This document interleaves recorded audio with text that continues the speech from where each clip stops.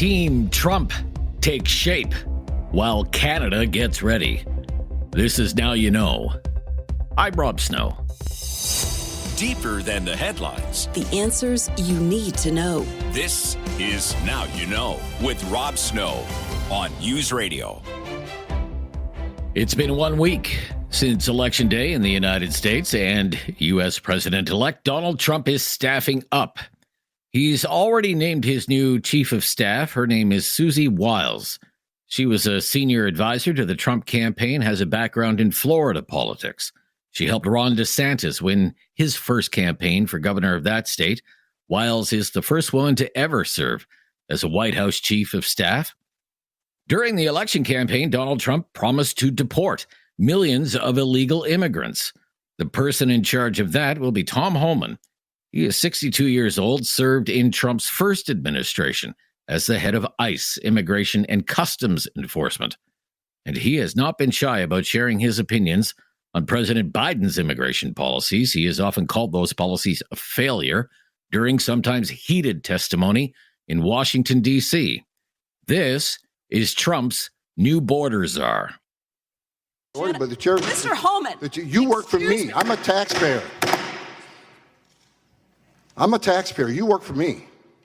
Zero tolerance was interpreted as the policy that separated children from their... If I get arrested for DUI and I have a young child in the car, I'm going to be separated. When I was a police officer in New York and I arrested a father for domestic violence, I separated that father Mr. from his Homan, family. with all due respect, legal asylees are not charged with any crime.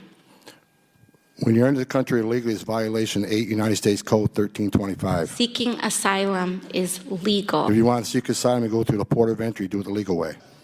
Probably not the right thing to say, but I was angry. Let me tell you why you're angry, because you or no one else in this room has seen what I've seen in my 34 years. You didn't stand in the back of a tractor trailer shot my 19 dead aliens that suffocated to death because the smuggler didn't care, including a 5-year-old boy. What do you think his last 30 minutes were like?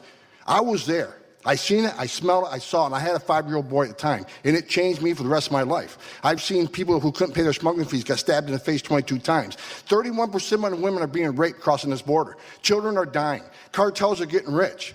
Why am I angry? Because you haven't done anything to fix it. Nothing. For Secretary of State, reports suggest Trump has chosen Florida Senator Marco Rubio. New York Times, the first to report that. The Secretary of State is the top diplomat for the United States.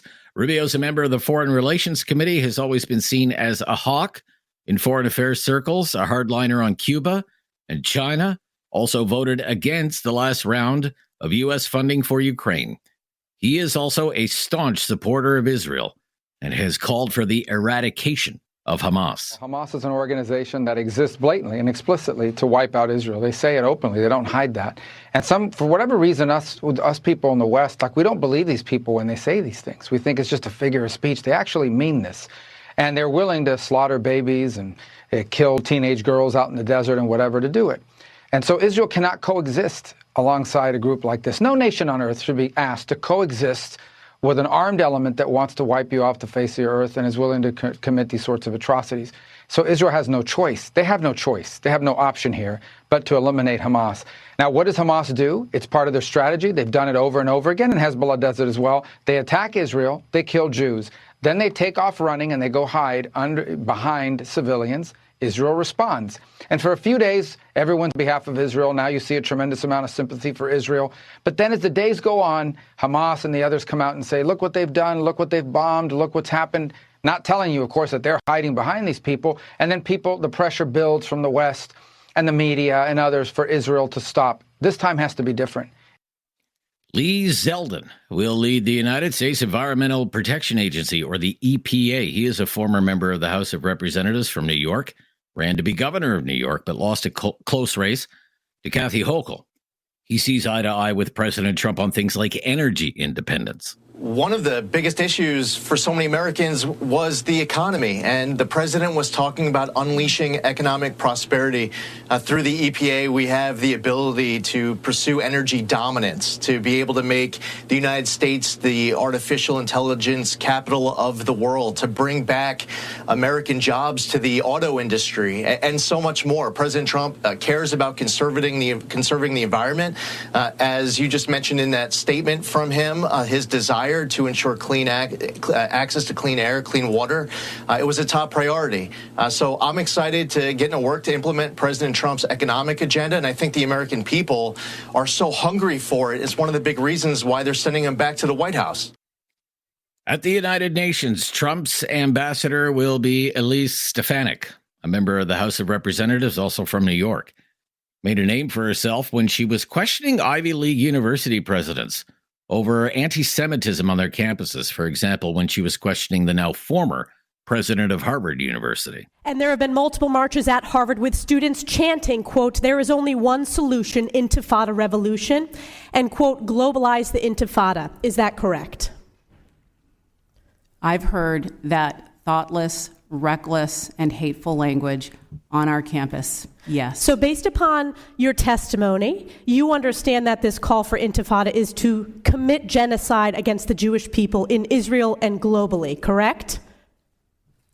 I will say again, that type of hateful speech is personally abhorrent to me. Do you believe that type of hateful speech is contrary to Harvard's code of conduct, or is it allowed at Harvard? It is at odds with the values of Harvard. Can you not say here that it is against the code of conduct at Harvard? We embrace a commitment to free expression, even of views that are objectionable, offensive, hateful.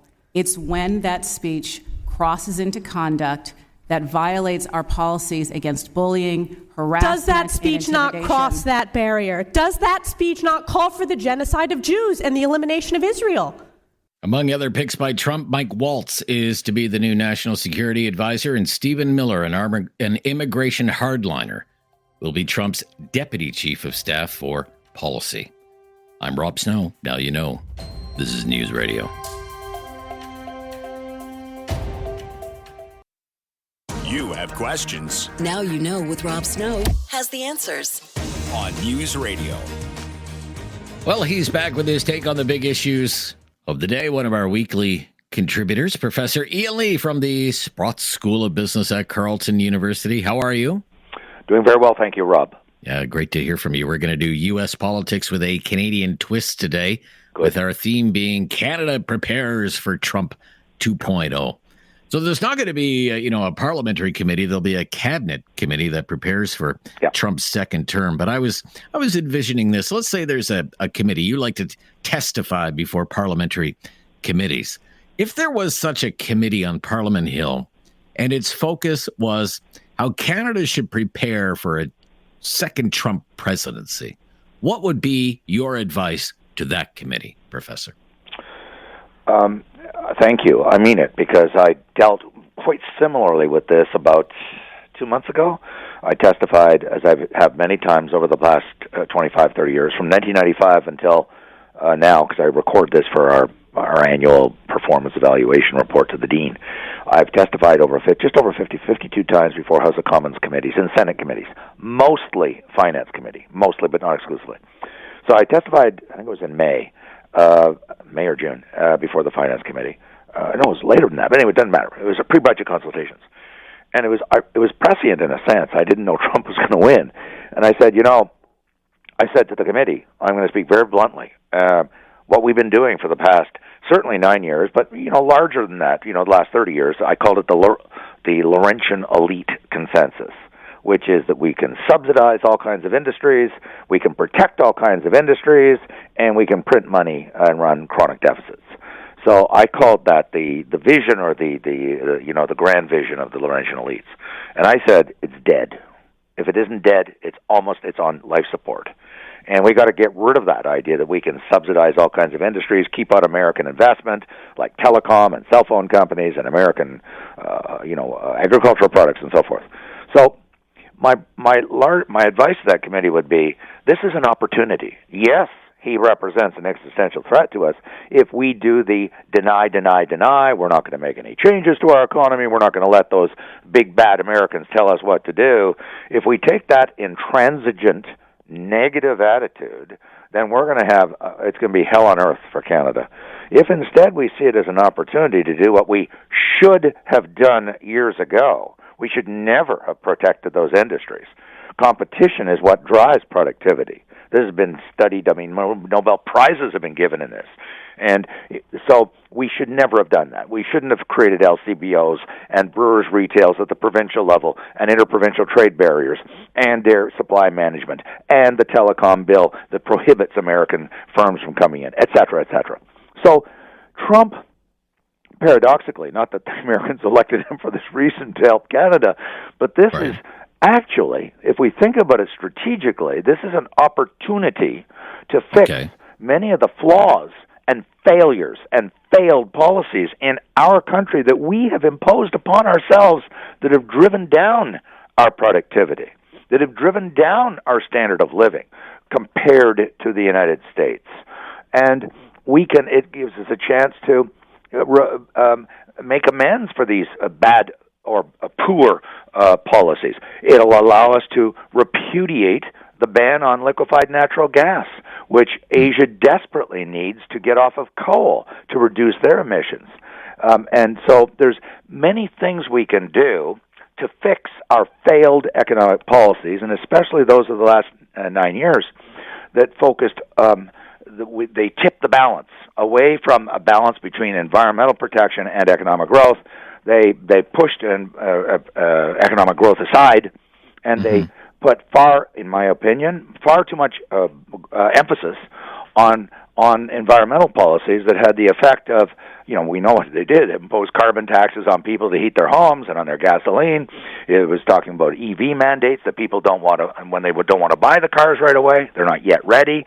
I'm trying to shut down the oil sands with emissions controls.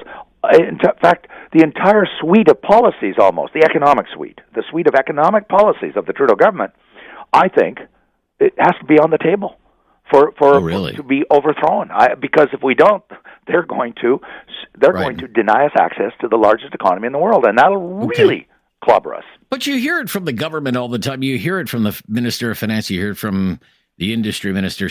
We're one of the leading countries in the world for foreign direct investment. It's not as bad as, for example, Ian Lee would make it out to be. It's not as bad. We're not Argentina. I've never said, by the way, we were Argentina. I said we're adopting or going down the road. I said that towards the Finance Committee. And they got very angry. And I said, I never said we are Argentina. Of course we're not. Their GDP per person, their income per person is $12,000. Imagine trying to live on $12,000 a year. It's unthinkable. Canada's about $55,000 or $60,000 per person per year, U.S. dollars. So we're a high income country. Argentina isn't. And I'm not saying we're Argentina. What I am saying is that the policies that we've adopted have been very harmful. And while it hasn't, there's always a lag with FDI and foreign direct investment, and it doesn't show up right away because it takes a while for businesses to make these decisions.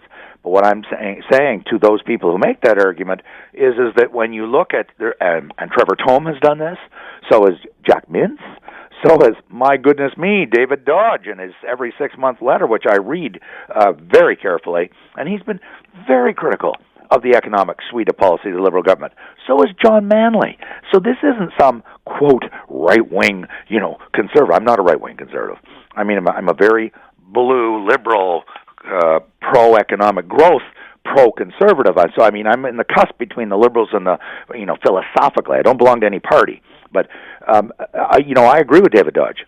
I agree with John Manley. Right. I agree with Anne McClellan. I agree with Christy Clark. These are Liberals who have been very critical of that suite of policies. And so, just writ large, Rob, very writ large, we've got to open up our economy. We've got to stop saying, oh, no, we can't let this company or industry in. Oh, we can't let that industry in. We can't let them, export their products into Canada with butter and margarine. Oh, my goodness, no.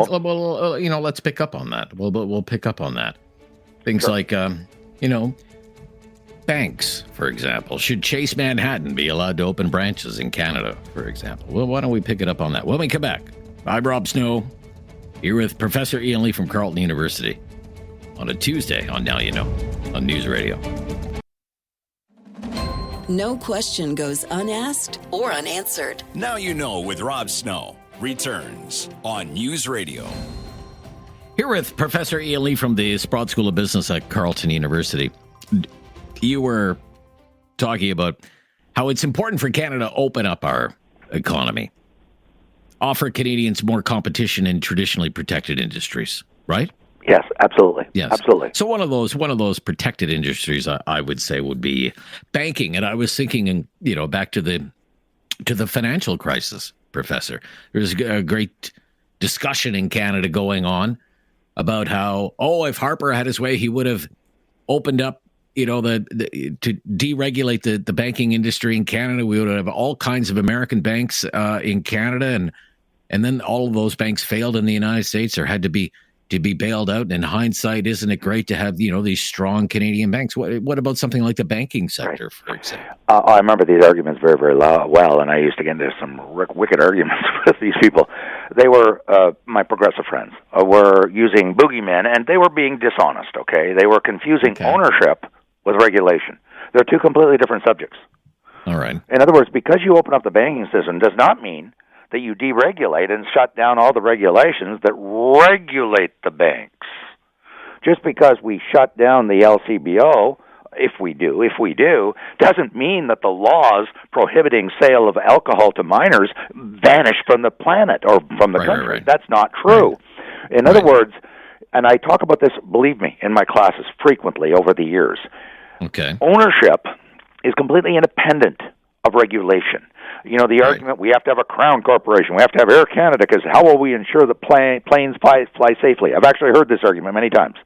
Well, the answer is there's millions of companies, or millions of people that work in thousands of companies in the private sector, and we regulate them. We have the CFIA that regulates food safety, and they go and inspect the plants of Maple Leaf Foods and other companies. The idea that somehow, and the unions make this argument a lot, sorry, I am unionized, but it's deeply dishonest that only in the public sector do they care about safety, as if the private sector is trying to kill their customers. This is deeply offensive and disgusting.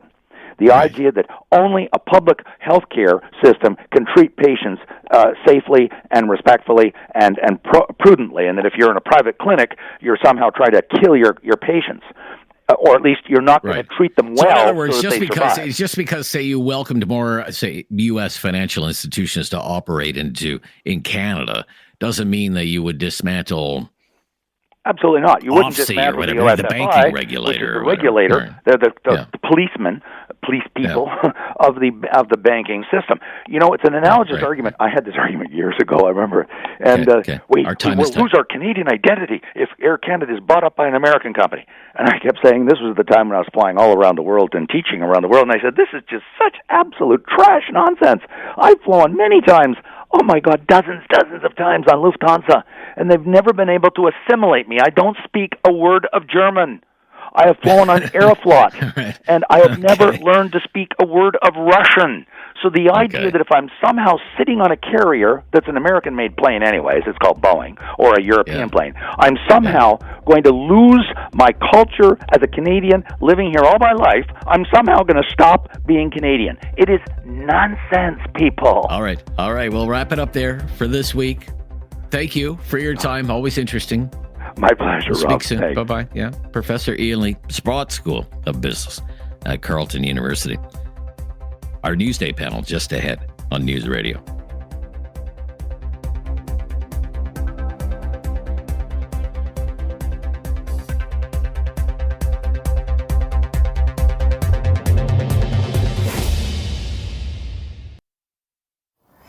Critical thinking is not dead. Now You Know with Rob Snow Returns on News Radio. The Newsday panel.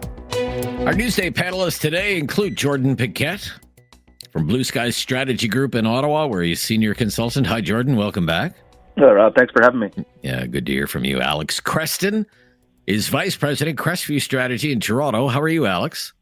Great. Thanks for having me. Yeah, it's great to hear from you today. Alex, let's start with you. What do you think of this idea? The election of President Trump is a good thing for Justin Trudeau. What do you think of that idea? Look, I think that I can certainly understand where some of my liberal friends might think that they can somehow take advantage of this and run against Trump. That they always love to do this kind of thing, and Jean Chrétien certainly was a classic at being able to do this, and many other European politicians made a lot of were very successful running against George Bush in the early 2000s. But I think a lot of the indicators here would tell you that the kind of things that this prime minister is known for are need to be reevaluated and need to be and if things go the same way as they did in the American election, the kind of platitudes and identity politics that seems to have failed south of the border only stands to sort of be an indicator of a worse case scenario for the Liberals here. Okay. What about this idea, Jordan? President Trump is a good thing for Justin Trudeau. He'll run as the anti-Trump candidate in the next election. What do you think about that? Well, I think some liberals will think that's a good idea, but I don't predict it's going to work out for them this time. As Alex was saying, it's that tired old liberal playbook that they always seem to go to, trying to compare Harper to Bush. It didn't really work out back in 2004, and now Justin Trudeau has about 3/4 of the country think it's time for him to go, including a lot of liberals. So, he's going to try and pull out every last Hail Mary that he can and try and make this comparison, but I don't think it'll work. And at the end of the day, I think it could make things worse for Canada in general. Trump is coming in as a bit of a comeback and on a revenge tour. And if he feels slighted by Trudeau in some of these areas, if he feels things are getting too negative, nasty, he might take that out in Canada in other ways. Okay. Well, let's kind of move the conversation along then. When you think about what you heard from Donald Trump during the election campaign about things like energy independence, electric vehicles, that sales mandate in the United States, for example, support for Ukraine, are there policies that our government here should be considering now in light of his election win in the United States? What would you say, Alex? I think that any Canadian government needs to think about what is in the interest of Canada, and simply changing policies to align with what they think might happen in the United States would be a big mistake. Look, Donald Trump is someone who doesn't really hold very rigid views. He is, in all ways, a deal maker, and Canada needs to be thinking about the big deals that are on the table. And like anybody trying to sell anything to anyone, we've got to think about how do we position ourselves as being a benefit to them. So think whether it's EVs or energy or national defense. They need to be understanding that Canada is an important part and partner in the American system and in the North American security and the North American economy. And that's the way he should be positioning it, not trying to, kind of bend to his will or suck up to him. Okay. What do you think, Jordan? Yeah, I mean, there's certain things that we have to look at for sure. In the first Trump term, jobs, investments were bleeding down to the U.S., and so we're still struggling to get some of that back, and I anticipate some of that will continue based on some of the current Canadian policies. Look at the emissions cap / production cap last week. The U.S. doesn't have one. I mean, they're going to completely ramp up their energy production. So, I mean, if we're talking about North America potentially becoming an energy superpower, if we're not more lockstep on some of those types of energy issues, we're just going to continue to lose out in the country needlessly for no reason and sending more of our jobs south and sending them overseas. Issues like the carbon tax, I don't anticipate Justin Trudeau will walk away from. Obviously, his signature policy, even though it's probably one of his most unpopular ones. But again, it puts Canada at a complete disadvantage compared to affordability issues in the South. And the U.S., yes, they're our best friend, close neighbor, but they're also our biggest competitor. And jobs just flow back and forth across the border all the time. We have to find ways to keep them here. And I think that's what Pierre Poilievre's been talking about quite a bit over the past week after the Trump win, is not trying to align himself with Trump, but saying, like, how do we compete? How do we make Canada that attractive investment opportunity again? Okay. Alex, you're there in the center of the universe, Toronto. I just on our relationship with the United States and Trump, and we know there's going to be at least a review of USMCA in 2026, maybe even a renegotiation. What do you think about what Ontario Premier Doug Ford tweeted out today? Free trade needs to be fair, accusing Mexico of becoming the backdoor for, quote, Chinese cars, auto parts, and other products into Canadian American markets. Quote, we must prioritize the closest economic partnership on earth by directly negotiating a bilateral U.S.-Canada free trade agreement that puts U.S. and Canadian workers first. What did you think about that today, Alex? Well, I think that's sort of exactly what I was saying earlier, is demonstrating that to the incoming American administration that Canada is on the same side as them, differentiating Canada from Mexico, differentiating Canada from other trading partners in the mind of the American negotiators. Now, Canada has always used tripartite sort of deals and the kind of asymmetric sort of associations to try to have a bigger role and bigger negotiating power, where Canada tends to sort of in a one-to-one conversation with the United States kind of get steamrolled. But I think it's the right tack to take. This is a time to be demonstrating, where there's alignment, not trying to. Yeah, it's just interesting to me, Jordan, that Doug Ford and Chrystia Freeland are pretty close, like they're BFFs. I wonder what Chrystia Freeland thought of Doug Ford's tweet today. Who knows? Maybe it's something they were talking about over the weekend or something, floating out different ideas. Maybe. Yeah. We'll see who's at the negotiating table come 2026 when it actually has to be renewed. I know a lot of the bulk work will start ahead of time. To Alex's point, some of these tripartite agreements, it does help when Canada has an ally at the table. I mean, Mexico's is one of the biggest export markets for some Canadian products. There's other issues like auto things that have that three country moving around production. But at the end of the day, we're going to have to take a bit of a different approach because we're going to be dealing with an increasingly erratic U.S. administration that's going to be wanting to slap tariffs on things anyway. So you start to think, what's the point in going too deep on some of these issues if the Americans aren't going to fully respect it? Okay, we'll be right back. It's our News Day panel. I'm Rob Snow. This is Now You Know on News Radio.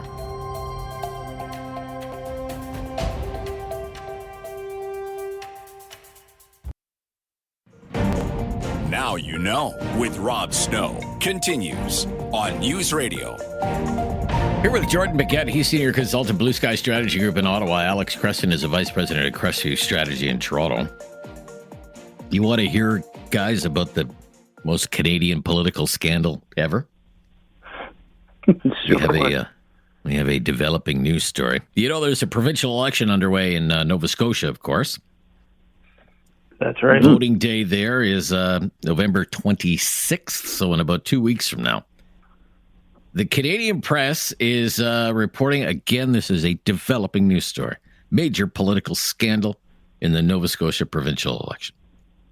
The Nova Scotia Liberals have filed a complaint with the Provincial Elections Agency alleging a progressive conservative candidate's campaign engaged in vote buying.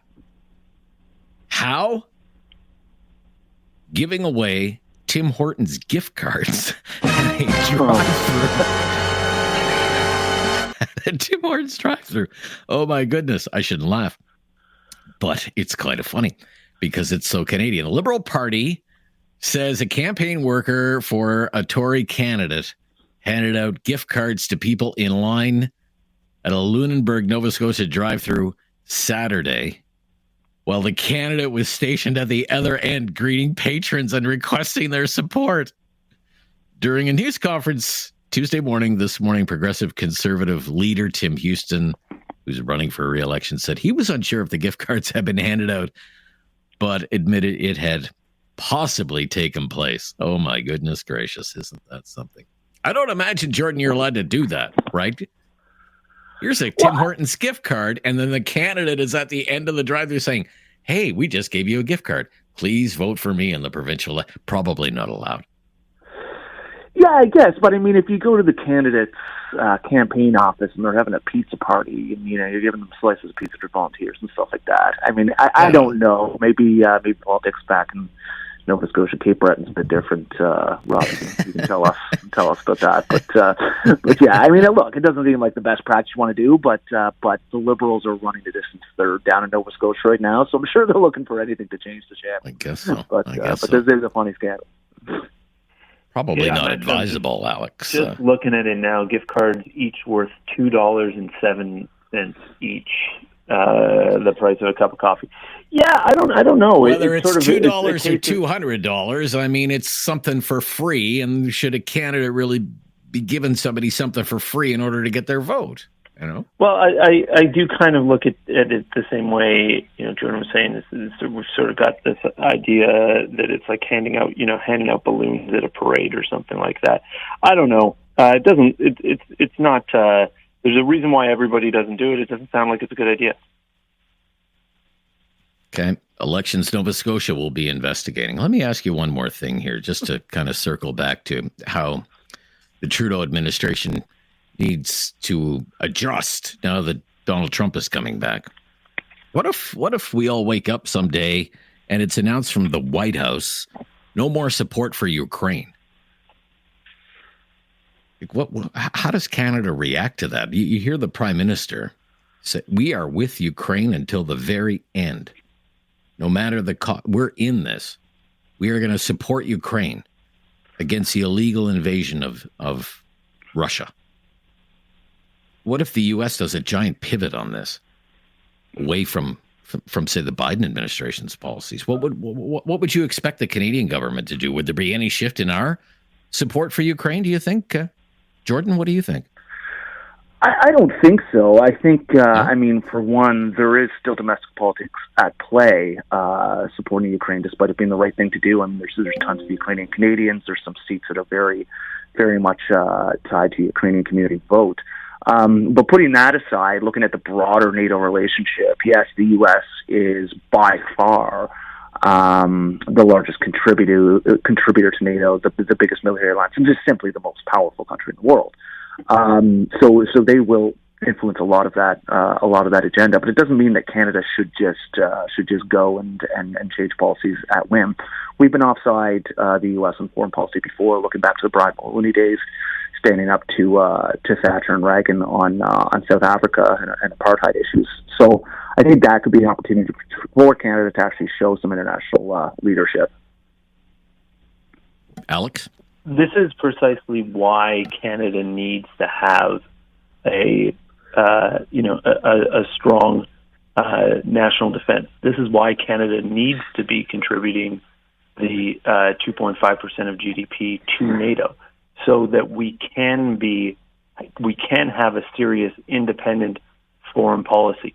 The only reason why it would even be contemplated that we would change our policy because Donald Trump changed his policy is because we have so woefully neglected our own armed forces and our own and really taken such a serious step back from being an influential player in the world. Okay, when we return, talk about another by-election. What's on the line for the Liberals in the next by-election? This one is it's out in British Columbia, but the Liberals are 0 for 2 here. They've lost a riding in Toronto in a by-election, in Montreal in a by-election. What about suburban British Columbia when we come back on the Newsday panel on News Radio? Now you know with Rob Snow continues on News Radio. Here with Jordan Piquette and Alex Cresson, it's our Newsday panel. The Liberals don't have a great track record in recent by-elections. They lost in Toronto. They lost in Montreal. There's going to be one in December in the riding of Cloverdale-Langley City, British Columbia, which is a suburban community, suburban Surrey. Okay, very car-centric here. Is this riding as important for the Liberals to win as, say, Toronto or Montreal? Jordan, what would you say? So just simply for the fact that they're likely to go 0-3 is just going to be another hit to the Liberal morale. I think losing it down, this is a riding that the Tories have held before. I anticipate they'll probably win that this time, just given the state of everything right now with Justin Trudeau. Right. But no, I would anticipate the Tories will pull this off. They'll try and downplay it, say this has been a conservative riding before. No big deal. We expect it to lose anyway. But at the end of the day, going 0-3, like losing seats in by-elections, it isn't a good look for a governing party that's looking for re-election. What's your opinion, Alex? Yeah, I think the trend continues. This is a seat that went conservative all of the sort of Langley area seats went conservative in the provincial election as well. And we've got a former Conservative MP running to regain her seat here. I think that this is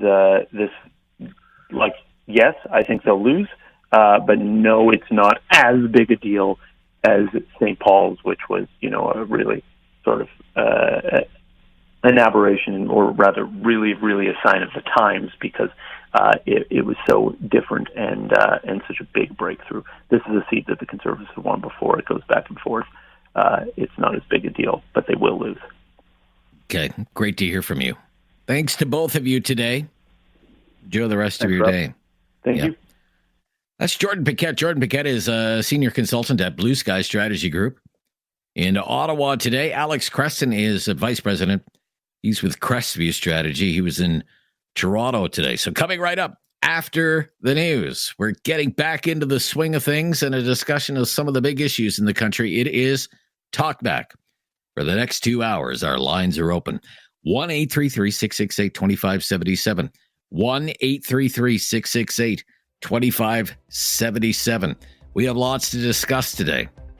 We have all kinds of reports. Americans want to move to Canada because they don't like Donald Trump.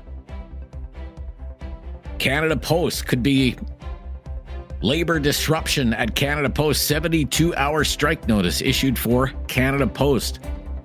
Bitcoin. What the heck is going on with Bitcoin hitting record highs? Join the discussion after the news on News Radio.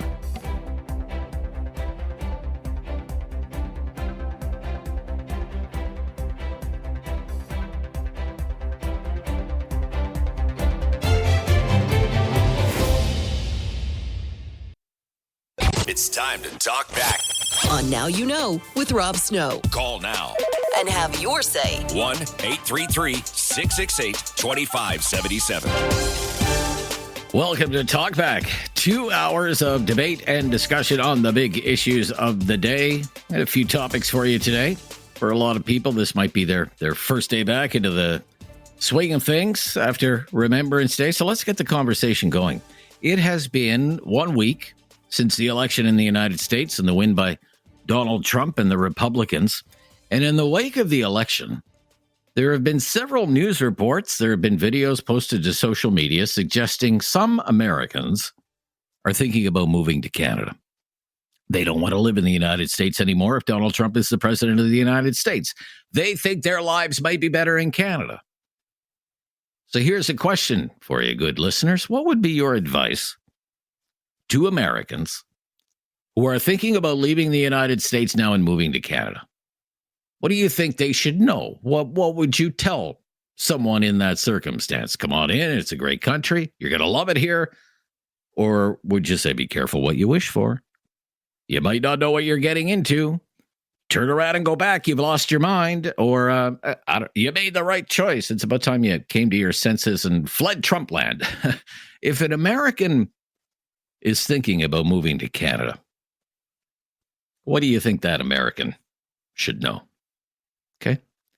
1-833-668-2577. 1-833-668-2577. Now, also in the mix today, Canada Post.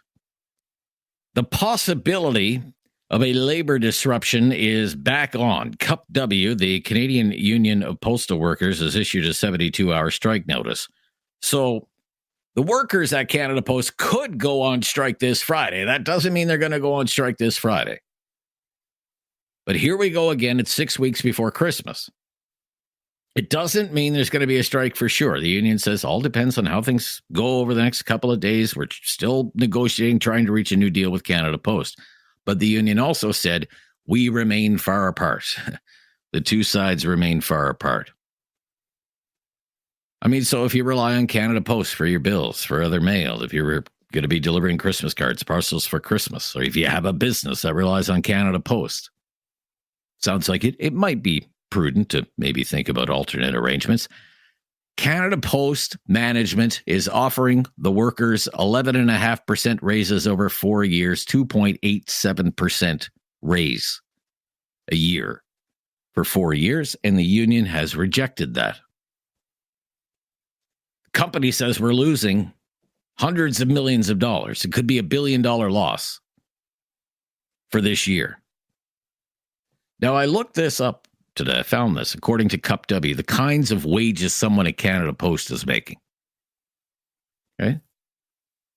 If they were hired prior to 2013, mail handlers, $28.48 an hour to $29.03 an hour. Postal clerks, $28.67 an hour to $29.18 an hour. Mail dispatchers, $29.20 an hour.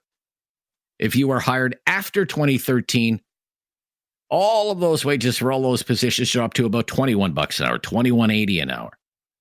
And you would have to work 7 years before you started earning $29 an hour. For example, letter carriers hired before 2013 make about $28 to $29 an hour. Okay. Couriers operating heavy vehicle make a little more than $30 an hour. But again, someone hired after 2013 is making about $21 an hour to start, and you have to work 7 years before you're getting close to $29 an hour. Some of the wages are higher for more skilled jobs. If you have expertise and you work for Canada Post in electronics, electromechanics, vehicle maintenance, then your wages are higher, $33, $40 an hour. That's right from the pay grade of Cup W. Canada Post is offering pay increases 2.8% a year for the next 4 years. They do have a pretty good pension plan, defined benefit pension plan, best kind of pension plan. So I know we've talked about this before. Wouldn't mind talking about it again. This company, Canada Post, the management says, we are going broke at Canada Post. Going to lose $1 billion this year. Lost $750 million last year. There's almost no letter mail.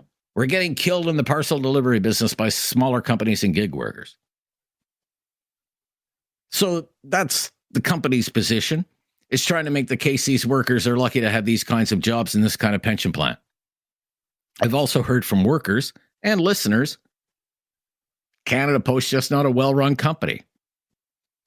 If you want to shake things up at Canada Post, start at the top with the executives, not with the rank and file workers. 6 weeks till Christmas. And all kinds of labor strife at Canada Post. What do you think about the situation we face now? We have a crown corporation losing tons of money, but workers wanting more. Whose side are you on? 1-833-668-2577. 1-833-668-2577. And look, this is something, I'm just throwing this out there. See if anyone has anything to say about it.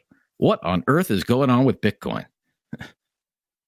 Bitcoin in US dollars hit $87,000 US this morning. Bitcoin has been on this big rally since Donald Trump won the election. In the last 5 days, it's up 14%. In Canadian dollars, Bitcoin today at one point hit $125,000 for one Bitcoin, $125,000 for one Bitcoin. It's down a bit from that now. What is going on with Bitcoin? It's the thing again. Can somebody please explain to me what's going on? Is it just a fad? Is it a meme stock thing? Is it just, well, this too shall pass? Okay. I remember a few years back when Bitcoin was on the run, it was all over the news. It's not really all over the news right now, but these are new record highs for Bitcoin. Why is Bitcoin hitting record highs? Do you have any ideas? I'd love to hear them. Advice for Americans seeking shelter in Canada from Donald Trump. Could be a strike at Canada Post. Who do you think is in the right? The management of a company that's losing $1 billion a year, or the workers who deliver your mail and parcels every day? And why is Bitcoin reaching all-time highs? 1-833-668-2577. 1-833-668-2577. It's Talkback. I'm Rob Snow on News Radio.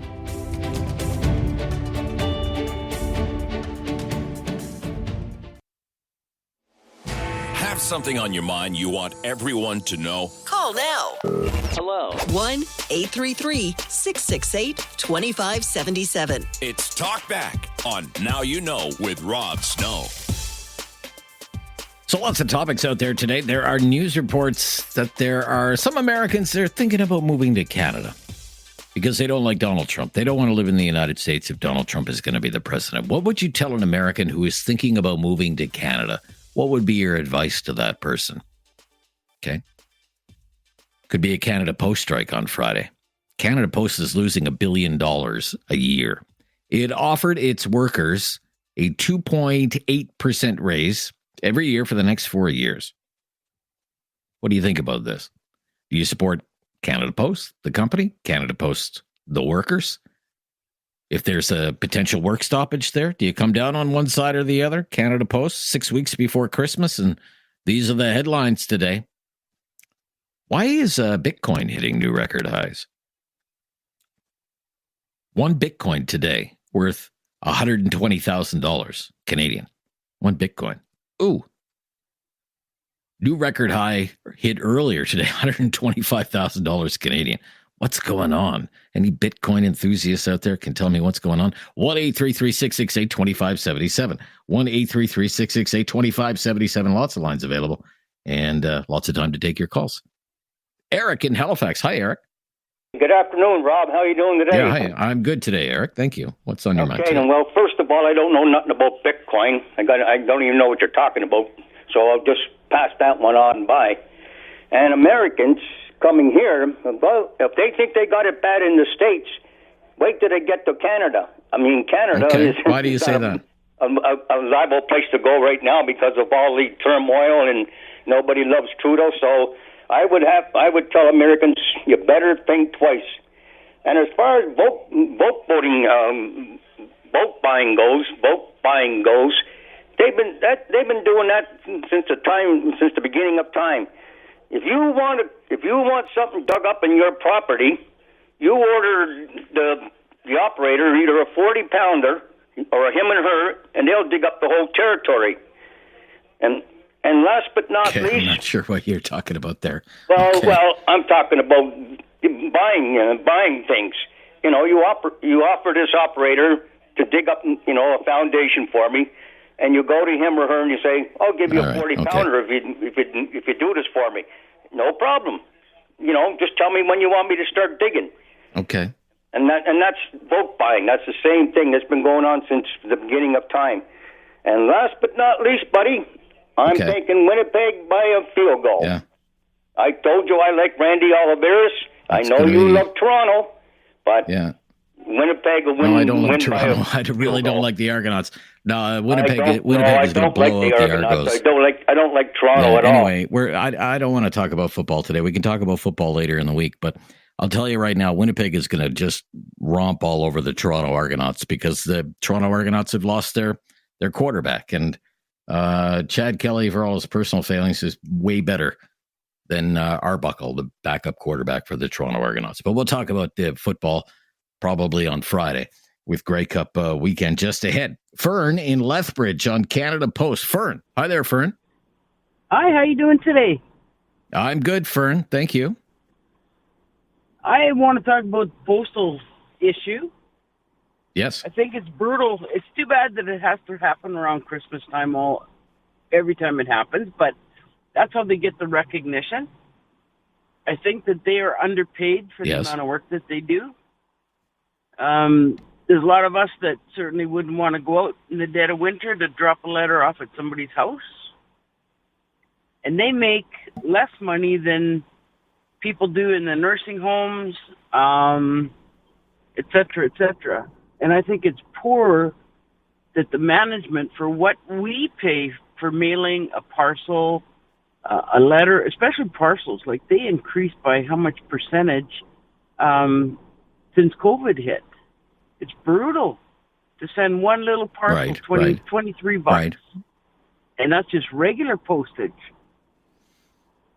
So I think it's upper management that has to change.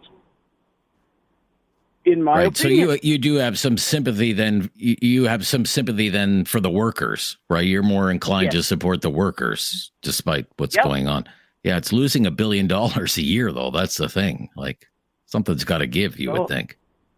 Yeah, but then that's where your upper management is accountable for that, too. If I'm running a business and I'm losing that much money, chances are I'm not going to have a job.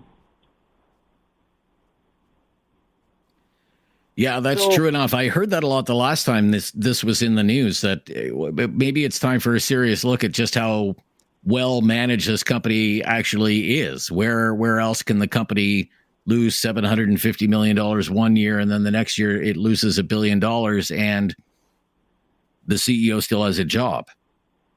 Right. If I'm running a McDonald's for somebody and I'm losing that much money, what are the chances I have a job? Yeah, probably not very good. Yeah. Okay. No. All right. Thank you, Fern, for your call. All right. We're off and running here on the Talkback Hour, 1-833-668-2577.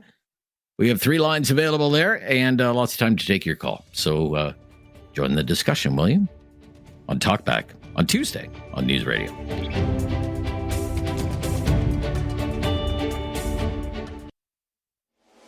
Have something on your mind you want everyone to know? Call now. Hello. 1-833-668-2577. It's Talkback on Now You Know with Rob Snow. Lots of news reports out there. Americans want to move to Canada because they don't like Donald Trump. What would you tell an American about living in Canada? What would be your advice to that American who's at least thinking about moving to Canada? Could be a Canada Post strike on Friday. Here's a company that's losing $1 billion a year. It's offered its workers 2.8% raises every year for the next 4 years, and the workers have rejected it, and there could be a labor disruption 6 weeks before Christmas. What do you think about that? Bitcoin, new record highs. Hit $125,000 Canadian today. $125,000 Canadian for one Bitcoin. Harry in Kitchener on Bitcoin. Hi, Harry. Hey, how's it going? I'm good. Harry, are you a good, Bitcoin enthusiast? I am. I have been for a long time, and the reason, or part of the reason it's up, is because J.D. Vance is an avid investor in Bitcoin. So that he is. Okay. Yeah, as soon as Trump got in, obviously people put their faith back into Bitcoin. And then the second tip was Elon tweeted a bunch of information about Bitcoin as well. So those two combined really skyrocketed it. Okay. Well, what is going to change, say, under the Trump administration in terms of these cryptocurrencies versus the Biden administration? Like on policy, like what's going to be new, I guess? That's a great question. I'm not sure what the American standing point is on that. I would assume that Trump is going to make it more widely available, as opposed to, say, in Canada. I know more about it. We have less ability to buy Bitcoin right now, mostly because of the Liberal Party stopping us from buying it. So I can't comment on the American stance, but I just know why it went up. Like, I guess it would be having to do with, say, regulation of cryptocurrencies and these sorts of things, right? Yeah, there was part of the trucker protest. Bitcoin was used to fund a lot of that, but part of the problem with Bitcoin is how do you get the Bitcoin into cash? So if there's no facility to do that, then Bitcoin is not worth that much. In the U.S., it's much easier to get that. In Canada, it's not. So it became regulated. And if you want to transfer Bitcoin, say, into cash into your Canadian Interact account, you have to go through a lot of hoops, give identification, and kind of defeats the purpose of Bitcoin being anonymous. Right. That's one of the attractive features of cryptocurrency, right? Yeah, exactly. Is the anonymity and the fact that everything is on the blockchain and you can see all the different transactions. Yeah, it's supposed to be like, clear for everyone to see. Yeah. Okay. Interesting. Thank you. Yep. Thank you. Yeah. Okay. Trump administration might be friendlier to cryptocurrency. Let's go to Curtis wants to weigh in on this as well in Kitchener on Bitcoin. Hi, Curtis. Hi there, Rob. How are you? I'm good. Yeah. First, wish I had some Bitcoin. Yeah. I just wanted to touch on the Americans wanting to move here since Trump's in, and then the Canada Post. Okay, so first of all, sure. I tell Americans, you know what, enter at your own risk. You can't really say much more than that. I don't see how we're more attractive than Trump being in. I mean, I don't get that part. With Trudeau in, I just don't get that. Or whoever. I don't think any politician really does us justice. And then with Canada Post, I'd be interested to see the numbers on when you were talking about how the wages went down after 2013. I wonder if that was in the upper levels also. Did the CEO or whatever they call them in Canada Post and those, positions, I wonder if they lost their wages also and have to pay it back after 7 years. But beyond that, like your other caller was saying, they, on one hand you say, oh, well, these CEOs, especially, say, charitable places, whatever, not-for-profit, whatever, they deserve this wage they get hundreds of thousands because, well, they're building a company or they're doing good by the company. Well, if Canada Post isn't, then why isn't the management and the upper CEO, whoever, the one paying the price instead of the workers? Because I think it's really unfair that all they have is strike action, and yet the government can say, nope, get back to work. That does not, there's no incentive. Gotta go.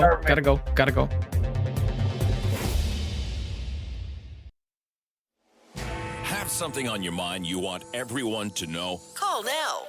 Hello. 1-833-668-2577. It's Talkback on Now You Know with Rob Snow. The union representing Canada Post workers issued a 72-hour strike notice today.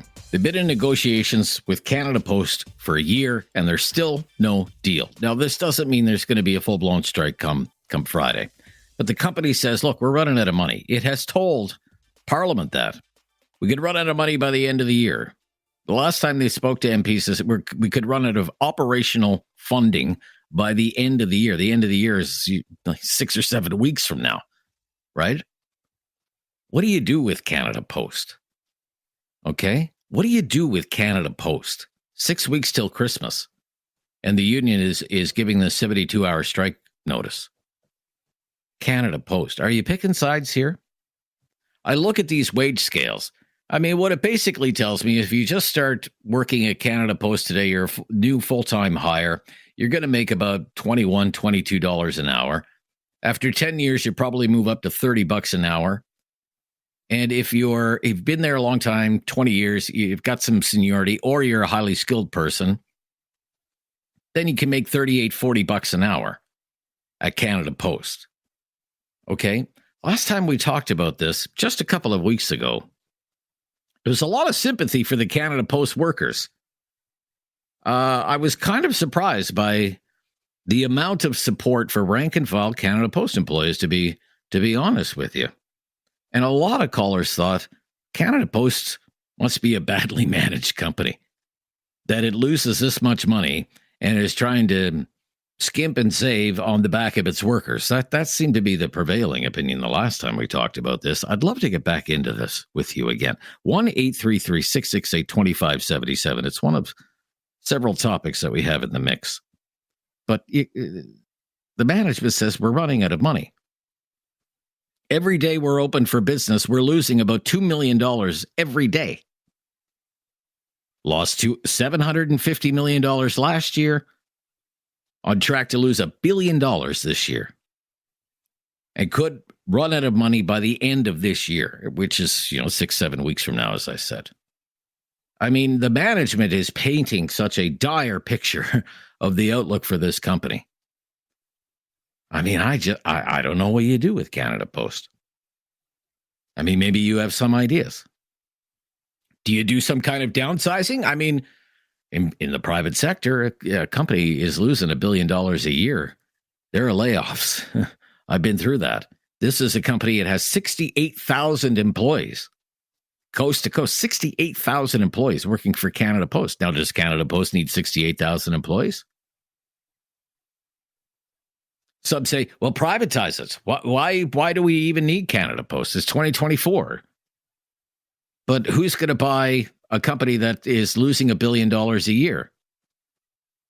What about people in rural and remote communities and their mail delivery? It's one thing to deliver, say, junk mail, letter mail packages in the big cities. Maybe there's a market for that. What about in outlying communities? I get it. Things haven't been great at Canada Post since people started using email. But now, I mean, if you believe the big bosses, I mean, things are seriously bad. They say it is critical condition, bleeding red ink. Can't compete on parcel delivery with the competition, which has much lower costs, especially when it comes to labor costs.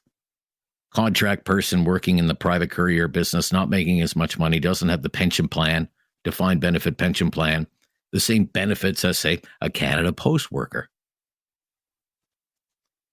It's offering 2.8% a year for the next 4 years, 11.5% over 4 years. 1-833-668-2577. 1-833-668-2577. Rob in Cambridge. Thanks for calling, Rob. Hi there. It's an interesting topic. Good afternoon, Rob. Hopefully you're doing okay. So hi, Rob. Good call in today. Yeah, I'm good. Thank you. With the Canada Post, is that, it almost sounds like, I don't know, would it sound almost like, what was it, last year, a CBC? Same thing, everything was in bad shape and terrible, but then a bunch of them still got bonuses? So, after they did a round of layoffs. Okay. So maybe they have to have a layoff, but maybe they should integrate into the new offer with newer people or different people. Do they want to work over the weekends compared to work through the week? Offer incentives to work over the weekend, instead of forcing it. But the whole thing is Canada Post has changed, but it almost makes you think, they almost like the Sears Canada, where the management didn't change either, and then all of a sudden they're waking up and saying, oh boy, here we go, what is it? Who else is taking cuts in it? And to offer just so much, I'm sure there's all of them that does wonderful work, and they do a lot of it, but to also just say lower wages, if you're gonna increase, why would they if they're that bad a shape, why would they even be able to go out and say, we can offer this 2.8% over so many years if they were in that bad a shape? They shouldn't be able to if they're in that bad a shape. And then they should be able to say, even as management, we're not going to take bonuses. We're taking a pay cut too. We're cutting back on the perks. Could be a lot of that, but it's not being mentioned what is going on. Yeah. And that's the whole idea what's going on with all the labor fronts. I just wonder if Canada, would the situation at Canada Post be any different if the management was different? If it had new management? So that might be the whole thing, is how the management is handling it with the people there. That's the whole thing. It could be all how they handle the people, how they direct, how they do daily things, because these people do see it in there, how they're operated with and handled different day compared to the rest of us.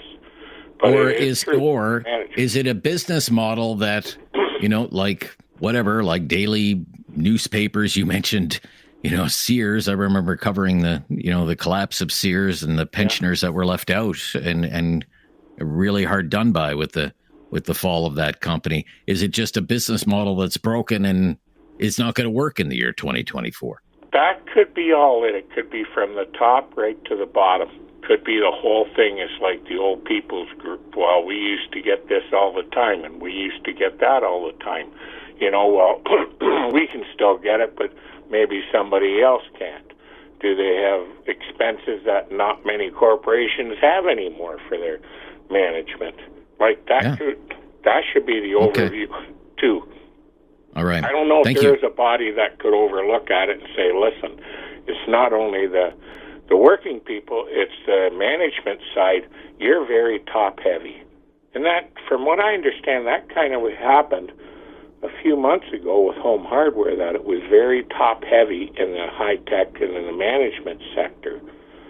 And they took a hit, not the employees. So, I mean, I'm wondering if this is what's going on with Canada Post, too. It's not transparent what's going on, but there is a problem. Yeah. All right, good to hear from you. Thank you. Thank you for your call. It's Talkback. It's Tuesday. I'm Rob Snow. Join the conversation. 1-833-668-2577. 1-833-668-2577. Lines available. Your calls coming up here on News Radio.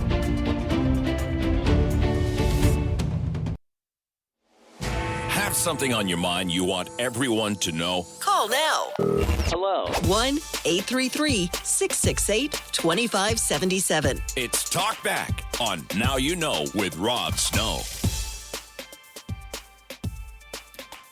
So we do have some topics in the mix. The future of Canada Post, the very state of Canada Post, losing $1 billion a year, offering its workers a raise, workers rejected, potential for a work stoppage 6 weeks before Christmas. Feel free to weigh in on that. We have Bitcoin. I've always been interested in Bitcoin. I don't own any Bitcoin. I'm not conflicted, okay? I don't own any of it. I do wish I had bought some of it so long ago when it was like $200, because now one Bitcoin's $125,000. Why is one Bitcoin worth $125,000? Why has this thing been on fire since Donald Trump won the election? What the heck is going on with Bitcoin? What do you make of these news reports? Americans want to move to Canada. They don't like Donald Trump.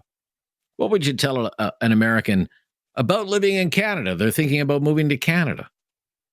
What would be your words of wisdom to an American who is thinking about moving to Canada?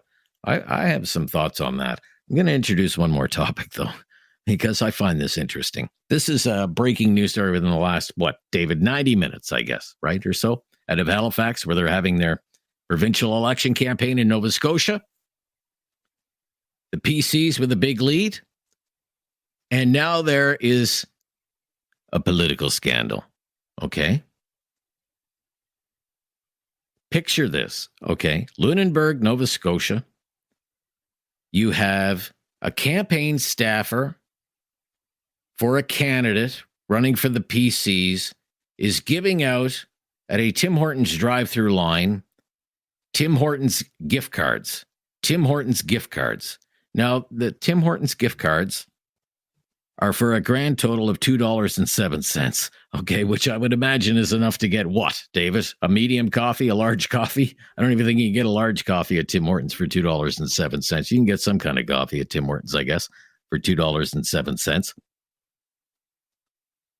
And at the end of the drive-through line, there is the candidate saying, basically, I hope you're enjoying your coffee. Would you consider voting for me? What do you think about that? Should that be allowed in an election campaign? Is that vote buying? That's the allegation from the Liberals in Nova Scotia, that it's a vote buying scam. You can't buy. And so what if it's $2? Whether it's $2 or $200 or $2,000, you can't have people parking themselves out at a Tim Hortons drive-through and giving away free stuff in order to get people to vote. Now, the other side is, how insulting is this? My vote can't be bought for $2 or a free coffee. And what if I, showed up at this candidate's office, for example, and there was free pizza there or something? Would that be the candidate buying my vote? Is this vote buying? Is this vote buying? Should you be allowed to have campaign staff giving out free Tim Horton gift cards to people in the drive-through lineup at Tim Hortons, and at the end of the drive-through, there's the candidate shaking hands, introducing themselves? Should that be allowed in election campaigns? What do you think? 1-833-668-2577, 1-833-668-2577. Adam in Nova Scotia. Hi, Adam. Hey, how you doing, Rob? I'm good, Adam. Thank you. Good. What's up? All I can say about Bitcoin is buy it, buy it, buy it. Buy it. Future. Okay. It's where it's going. It's going to take quite a while for it to come on board, as everyone knows. But Donald Trump is very Bitcoin friendly. He's going to make some serious changes in the states towards it. I don't know if you're familiar with BlackRock, one of the largest asset managers of the world. They've dumped $400 or $500 billion into it. You can buy ETFs that have it, and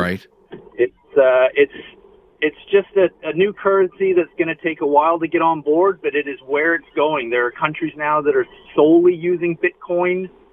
I bought into it in 2018, and it's done very well over that period of time. And it's where it's going. There's no doubt about it. It's just taking a little bit to get on board. But when you start hearing about people like BlackRock coming on board and other huge names around the world, it's something to look at. It's definitely something. So with Donald Trump, is it the fact that there might be, less regulation and this kind of stuff around cryptocurrency? Yeah, exactly. And I think, like stocks are very hype based. And he is very, very pro that. I don't know if you've seen Bitcoin in the last week or so. It's gone up 25% in the last week, something like 40%. Well, that's why I'm saying it hit an all-time high today. Yeah, it hit $125,000 Canadian today. Yeah, no, that's right. And there's a lot of people that think that's going to keep going until he gets into power. This bull run that it's on right now is going to keep going, and maybe even continue after he's. It might slow down a little bit, but there are a lot of people thinking that we're going to be seeing up in the $200,000 to $300,000 Bitcoin in the next couple months. Yeah. Okay. All right. Interesting. I don't know. And thank you, Adam, for your call. And I would just say to the listeners, when you hear people like Adam talking, they're very bullish on whatever Bitcoin or something. Don't take that as financial advice. Always consult your own independent financial advisor. I'm Rob Snow. This is Now You Know. It's Talkback, 1-833-668-2577, 1-833-668-2577. Be right back on News Radio. Have something on your mind you want everyone to know? Call now. Hello. 1-833-668-2577. It's Talkback on Now You Know with Rob Snow. Just a few minutes left in hour number one. If you're on the line, just hang on the line. We might not have time to get to you before the top of the hour newscast, but I'd really love it if you hung on the line and stuck with us for the second hour of the Talkback today. Let's go to Rick in Dartmouth. Hi, Rick. Hey, how you doing? Hey, look, I'm good, never Rick. listen to those Bitcoin people. Some guy was trying to convince us to buy it back in 2016 for a couple of $100. Anyway, you get my point. Yeah, we well, didn't listen. But I don't know, $125,000 today. It's crazy. Yeah, I know. Holy cow. It's crazy. But the other topic. What was the other topic? Americans today? want to move to Canada because they don't like Yeah, Donald that's it. Trump. Sorry, You I wanted to got talk carried about away. that, yeah. Yeah, well, also back in 2016, when Trump won the first time, it was a huge outcry. People who were going to move to Canada. People said they were going to move to Canada if he won. And then he won, and they said they were going to move to Canada. I don't think anyone did. Maybe, Right. one or two people, but, elections come and go, 4 years, I mean, what can you do in 4 years? Anyway, that's all I got, Rod. If you need My question, Rick, my question is, if somebody was seriously thinking about it, let's say an American is like really upset about this, and they just want to leave the United States behind, and they feel for whatever reason Canada would be a better place to get a job, raise a family, live, whatever. What would be your advice to that person? Stay put. Stay put. Stay put. The United States is going to be just fine. It always is. Doesn't matter who tries to ruin it or wreck it or peeve off. I was I think I told you this before. I studied American history. in university. I majored in it, and our profs were all Americans, and they were very pragmatic about the coming and going of various presidents. I mean, Ronald Reagan ran, I think, the biggest majority ever back in 1980, and he didn't ruin the country. He was kind of funny. Then, George Bush, I mean, he won by the slimmest of margins, and he tried to ruin the country, I think, by, getting into all these crazy wars. So, anyway. So just relax, people. Stay put. America will be just fine. Yep. Okay. All right. It's probably good advice. Okay. We will stop here. We'll pick it up right after the news. Hour number 1 is in the books for today's Talkback. The latest breaking news is coming up next. I'm Rob Snow. More of your calls just ahead in the second hour at 1-833-668-2577 on News Radio.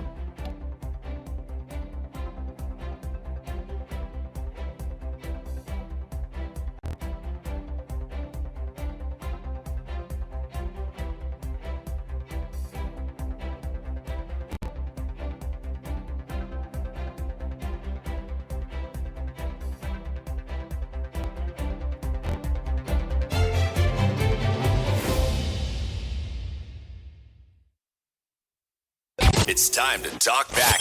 On Now You Know with Rob Snow. Call now. And have your say. 1-833-668-2577. Hour number 2 of Talkback. Canada Post could be some labor disruption at Canada Post 6 weeks before Christmas. You have a Crown Corporation that's losing $1 billion a year. It has offered the workers a 2.8% raise every year over the next 4 years. I mean, what side are you on here? Canada Post, the company, we need to shake things up. We need drastic changes at Canada Post, or the workers, if there is a potential work stoppage.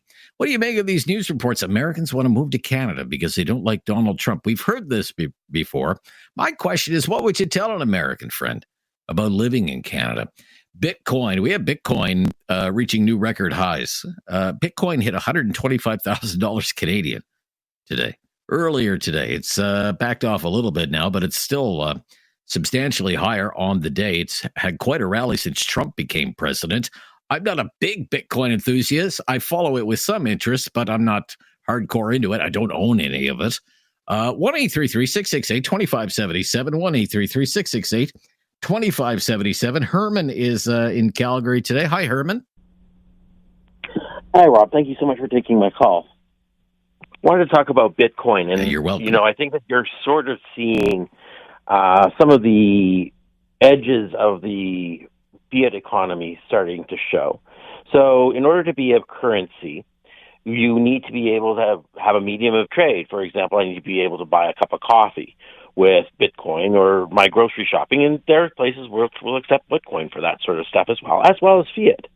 The next sort of thing is that it has to basically be a means of account. So more is more, less is less. In other words, 5 Bitcoin for a cup of coffee, I know it sounds obscene, but 5 Bitcoin for a cup of coffee or 5 Bitcoin for a head of lettuce. And there has to be some sort of equivalency that you can say this is worth more or less within that. The problem that we have with fiat currency right now, going back just a little bit, is, let's take, for example, if you're flying on an airplane, you can't get a beer or your meal for love or money in cash. You also have to whip out a credit card. So our governments are actually undermining our own fiat currencies every step of the way. And then the final thing is that it has to be a store of value. We've got traditional stores of value, gold, silver, oil, and that sort of stuff. But the fiat currency is entirely dependent on the capacity of government to tax in order to meet its obligations. So long as it meets its obligations, it can be a store of value. What happens if people start believing, A, I can't buy a beer on an airplane with fiat currency, and B, I can't raise taxes anymore? Where does that leave the fiat currency? This is speculative. It absolutely is a bubble. It's speculative. And but how long is this bubble going to last? And is there an actual crisis in our fiat currency system? That is the real question I think pretty well every Canadian and everyone in the world is going to actually have to come to grips with over the next little bit. And it's rising because of Trump, because he's saying, no, we're backing away from taxation. And that has implications globally. Okay.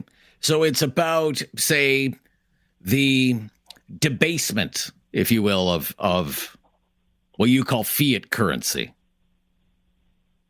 Yes, Canadian dollars, U.S. dollars, euro, fiat currency. Okay. All right. Interesting. Thank you for your analysis there on Bitcoin, which has been trading, as I say, new record highs. I remember when it was hitting $5,000 and everybody was losing their mind. Bitcoin. Where's Bitcoin going next? Well, I mean, in U.S. dollars right now, Bitcoin, let me call up my little app here, $88,923 U.S. dollars for Bitcoin.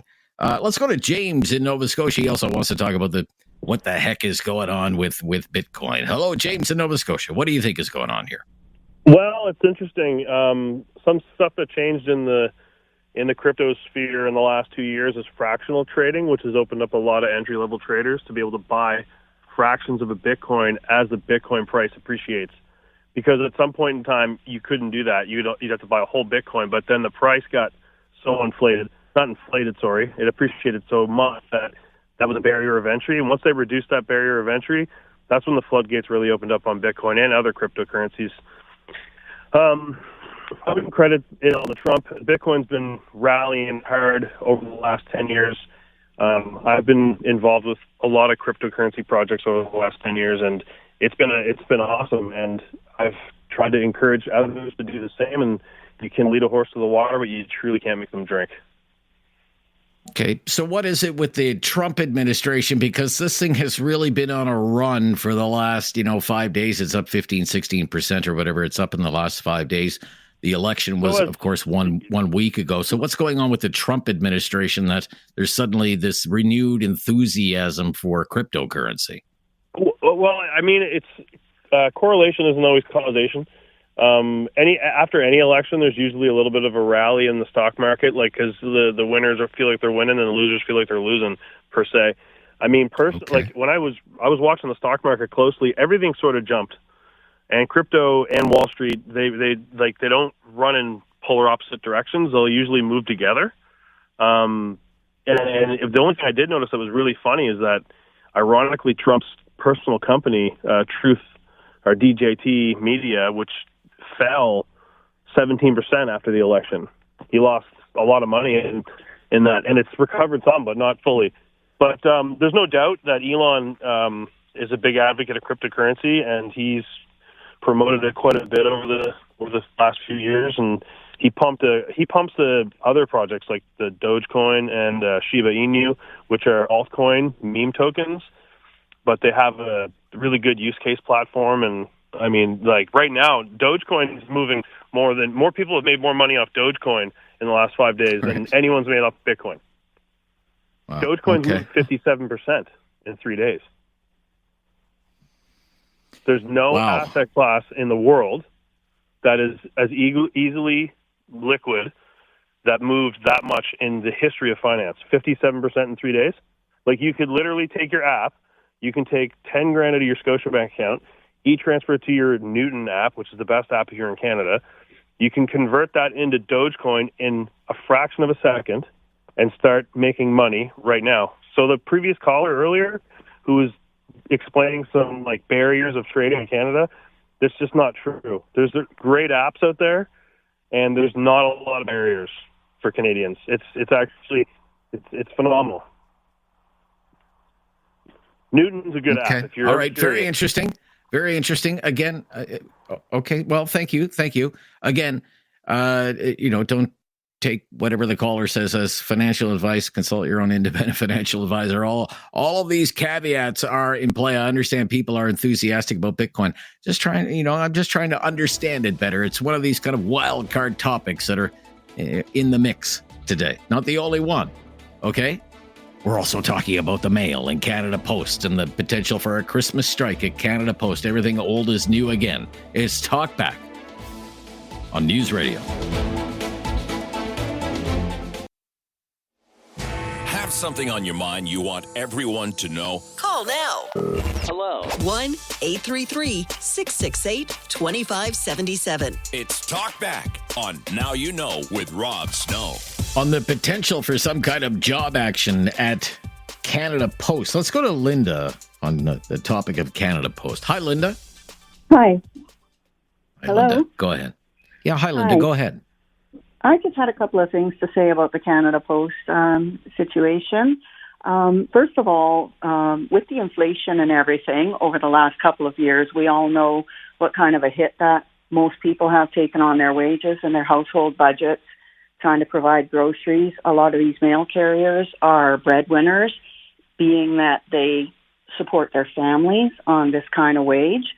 So if they get a 2% wage increase, okay, let me back up here. They've had no wage increase this year, zero, because they have no collective agreement right now.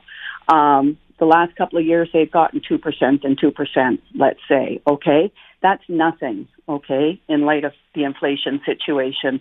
That has taken effect, and it's cooling off now, but they need to make up for lost time. So what they do need about a 10 to 12% wage increase right off the top just to shore their wages back up with inflation. That's how much their wages have dropped down. So, I'm siding with the workers on that, but they do need a good shot in the arm going forward. And it's happened with other unions too, like the CRA workers, the Public Servants Alliance of Canada, the Air Canada mechanics or pilots or whatever. They're all getting, 30% wage increases and stuff like that. And they're not being scrutinized at all. Okay? So that's the first point. The second point is Canada Post, if you look back at this situation, yes, the workers go on strike. It's the same song and dance every time. Canada Post says, we're broke, we're losing money, everything else. They negotiate through the media, okay? And then they know that if the workers go on strike, the Liberals will legislate them back because the workers have lost the right to strike because of the Liberals, okay? Last time, I believe it was because Trudeau said that if Canada Post went on strike, that there wouldn't be a Christmas, that the families would not have Christmas if the postal workers go on strike. Well, I don't know if I could just interrupt. Can I just interrupt there, Linda? I don't know if the Trudeau Liberals would have the capacity right now to pass back to work legislation. Well, they're just already legislating the dock workers or whatever it is. That's binding arbitration. That's binding arbitration. This is what happens is they get legislated back, and then it heads to binding arbitration, and then Canada Post, they're off the hook basically for paying any increases. They may have to pay them retroactively down the road somewhere, but they're off the hook for paying any pay increases until that arbitration is settled. So that gives them lots of time to stall. Okay. So that's basically the two insights that I wanted to provide. What about the capacity of the employer to pay? If the company, it's pretty clear the company has to publish an annual report, including all of its financials. It has to table that in Parliament. Here's the state of the Postal Service right now. Lost $750 million last year. Through the first 6 months of this year, it lost $500 million. So it's on track to lose $1 billion for the full year. And the company says it could run out of money by the end of the year. That's a really good question, and I'm glad you asked that, okay? Okay. Because they really do need to reduce their workforce by about, I would say, at least 30%. Okay? So how are they going to do that? I would say start at the top. Start at the management, the supervisors. They've got way too many supervisors. Those mail carriers, they're good people. They're hard workers. They're good people. They don't need a supervisor for every 10 or 15 employees. There's a lot of harassment that goes on, everything else, okay? And so start at the top. Let them take voluntary wage freezes or let them have 2% wage increases per year, okay? Because the supervisors, for example, are members of the PSAC, Public Servants Alliance of Canada Union, I believe. So I believe that they got a lot more in their final negotiations about a year ago or so, if I'm not mistaken. Don't quote me on any of this, but I'm sure that I read that in the media. And so the Canada Post supervisors are part of that union. The supervisors are unionized. Everyone else, managers, superintendents, things like that, their management and everything. Let's see them take like a voluntary wage freeze. Right. I'd like so to when see I that, say okay? Canada Post, okay, Linda, when I say Canada Post has 68,000 employees, you think, I don't know, how many of those are at the management or supervisor level, do you think? Well, 10,000? so there's 15,000? about I don't know. 55,000. There's about 55,000 foot to the ground, or 50,000, 48,000, something like that, around the 50,000 mark, foot to the ground employees. Okay. Right. You got to remember too that they go out when it's minus 40 and they deliver everyone's mail, their parcels, their registered letters, their passports, everything else. They go out in those frigid, freezing temperatures. They never get a day off. Okay. So they are hard workers. They are really you say hard they never workers. get a day off. They don't deliver on the weekends. Yeah. Okay. So Okay. they get Saturday and Sunday off. Right. Okay. All right. So All right. when Look, you're you working obviously at have some Christmas time and intimacy you're with it. You obviously have some intimacy with it. You know the situation with the rank and file. I think you've outlined it very well, but I have to wrap up our conversation there. You've outlined your position. You've outlined your position very well, and I've given you the time to do so. Thank you. 1-833-668-2577. It's Talkback. Canada Post back in the news again. Canada Post says, we're losing money hand over fist and something's got to give. 2.8%. The union says that's not good enough. We've been without a contract for a year. And Friday is deadline day. 1-833-668-2577. We can pick up on that when we come back on News Radio. Have something on your mind you want everyone to know? Call now. Hello. 1-833-668-2577. It's Talkback on Now You Know with Rob Snow. Let's go to Glenn in Calgary. Wants to talk about Canada Post as well. Hello, Glenn. Thanks for calling. Hello. I've got some rather old information, but I think it's sightseeing into what's going on in the management. Okay. My father worked for Canada Post from the late 50s to the early 70s. And he saw it go from a straight sorting, where for every sorter you had 5 supervisors, and for every 5 supervisors, you had supervisors, and then supervisors. There was about 6 levels of supervisor just on the sorting floor. Wow. Okay. When they turned to cancellation by machine for the postage stamps, they moved the persons that were doing it to other departments, but they kept the supervisors in place. Okay. Now, if they've continued to do that, they've got about 75% too many upper employees. But then they finally get to total sorting by machine using the postal code. So what do they do with the ones that don't have a postal code on them? No matter where you are in the country, that letter goes to, I think it's Quebec, to be sorted in one single sorting house and then back again. There's waste money everywhere. I think what is needed to get Canada Post working and profitable is to replace the top management and get rid of at least 30, probably 60% of these excess managers. Enough said. No, yes. Well, it's very interesting that you say, so you're painting the portrait of an organization that is very top heavy, a management laden organization. Yes. My father used to say it would never get out of the 60s or 70s the way it was working because it was going to go bankrupt. They started collecting money from the government about that time, just like he said. Okay. I just wonder if you did do some sort of downsizing at the supervisor level or the management level, how much you could winnow this down, this 68,000 figure. That is supposed to be the head count at Canada Post, 68,000. You think you could, cut it by a third, cut it in half maybe? Well, I actually think that if they're anywhere near the way they were before, yes, with so much mechanical work, and they really could probably cut it 60% to 75%. Wow.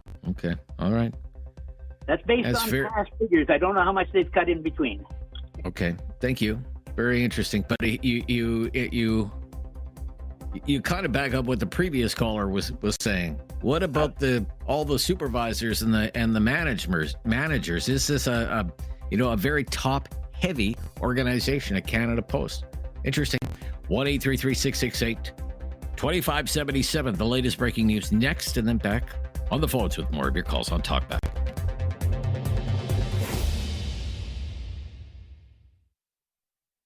Have something on your mind you want everyone to know? Call now. Hello. 1-833-668-2577. It's Talkback on Now You Know with Rob Snow.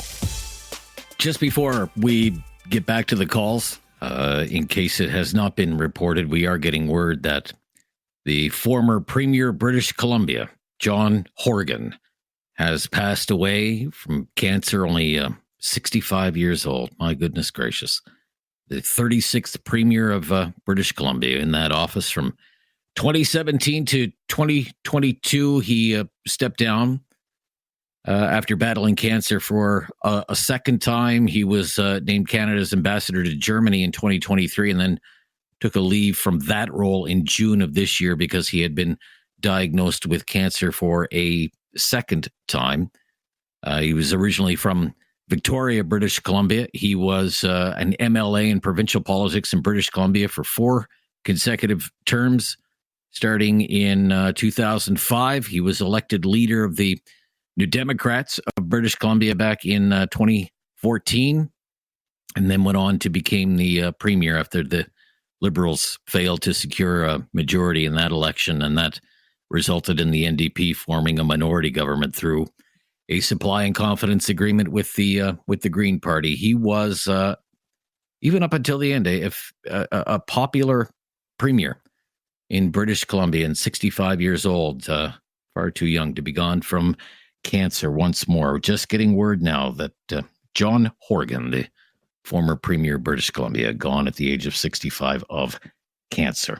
I'm Rob Snow. It is Talkback here on News Radio Canada Post. Certainly a hot topic today. John in Calgary, thanks for calling. John, you're on the air. What's your opinion on Canada Post? And a very good afternoon to you. I'm sorry to hear about Mr. Horgan. I disagreed vehemently with so many of his policies, but he was a passionate man that really believed in what he was doing, and I'm sorry to see him going. No, I did not phone about that.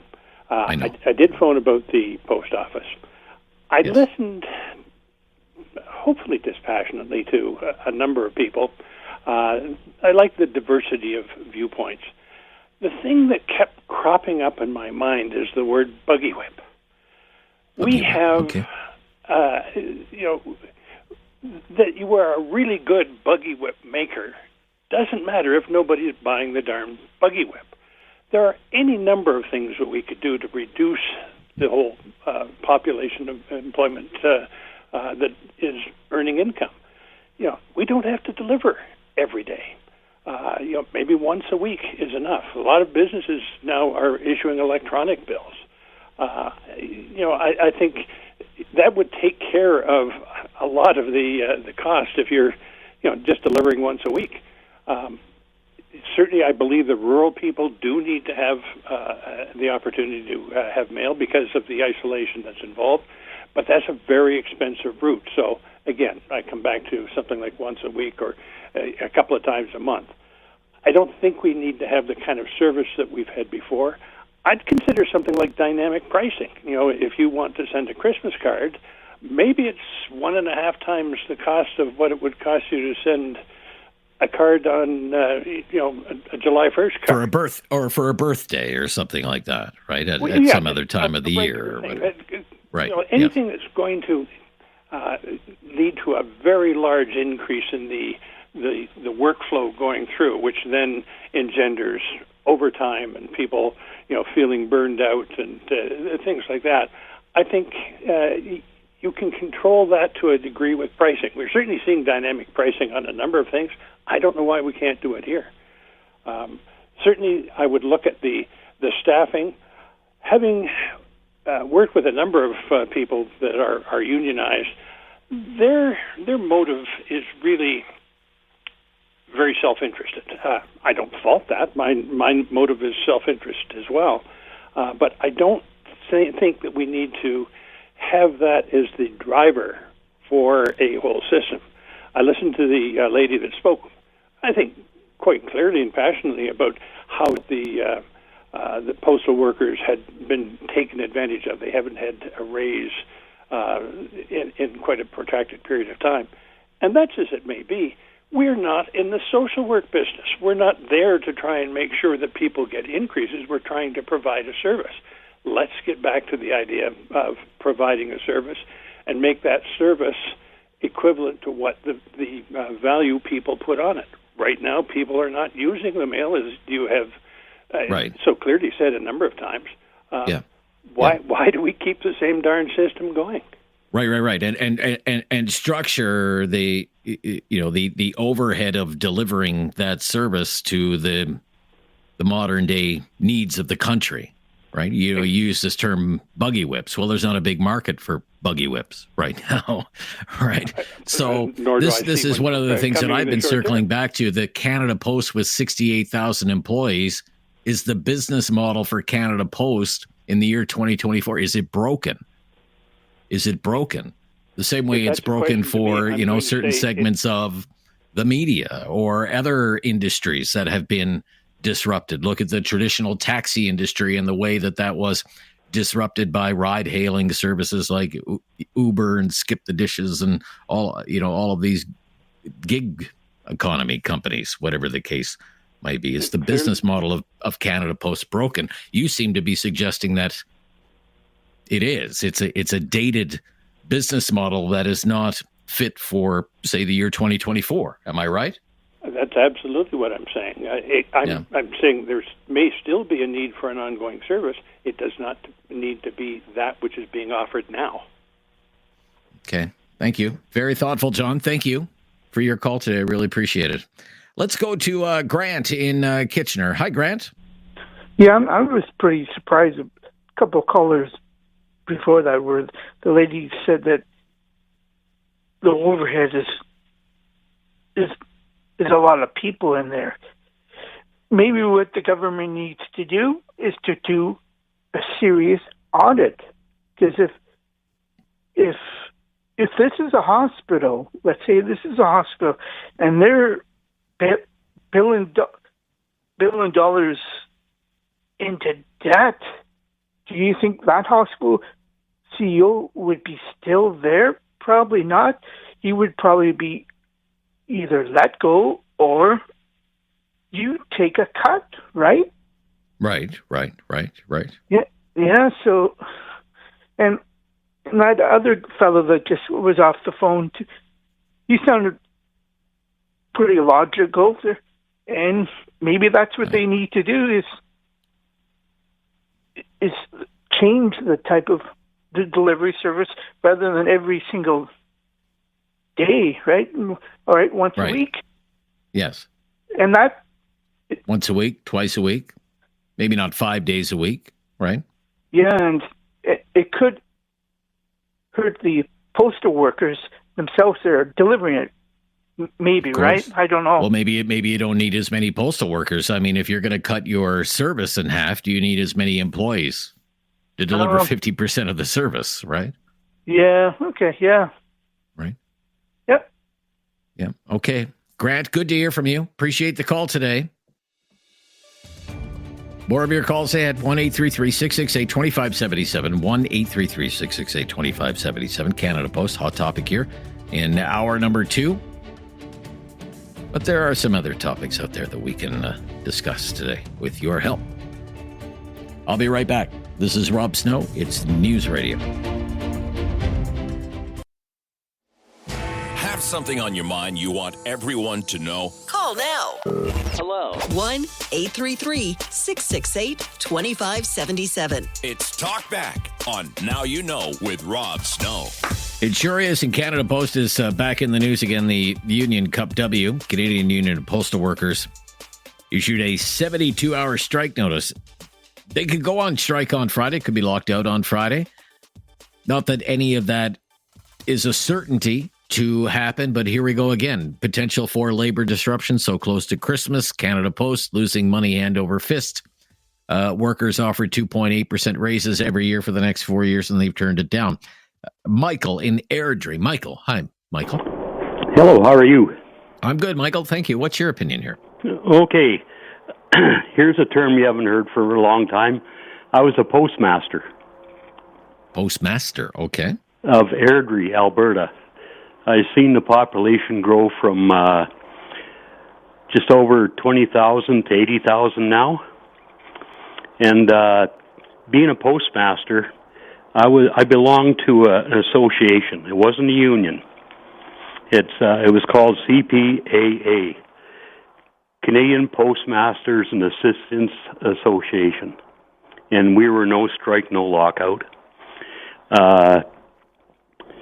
It's sad to see a strike happen and stuff, but I know from the growth that happened in Airdrie when I was postmaster here, that I've never seen our harder crew work delivering that mail than I did here.